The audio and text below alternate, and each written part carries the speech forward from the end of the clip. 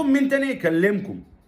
حرام عليكم اقسم بالله، لعيبه عاله، لعيبه ما فيهاش واحد فيه عنده ذره نخوه ورجوله. مين تاني يكلمكم؟ مين تاني يحفزكم؟ كابتن محمود الخطيب عمل لكم كورس، عمل لكم محاضره ونزلت على السوشيال ميديا.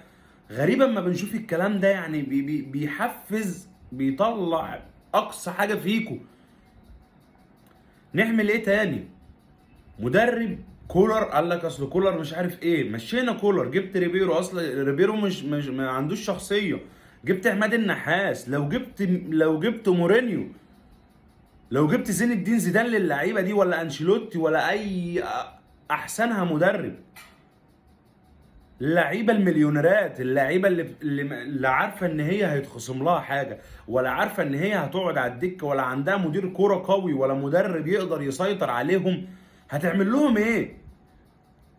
ده ادائي انا قدام انبي؟ انا يحصل لي كده؟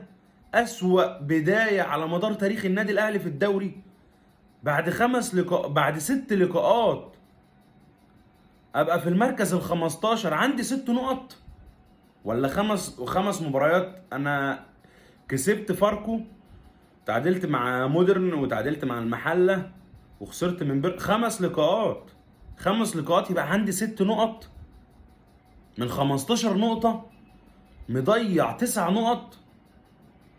لعيبه عيال، الدوري بيروح مننا، الدوري بيروح من ايدينا. حرام عليكم اقسم بالله اللي انتوا بتعملوه فينا ده، دي خيانه. مفيش لعيب فيكم عنده روح.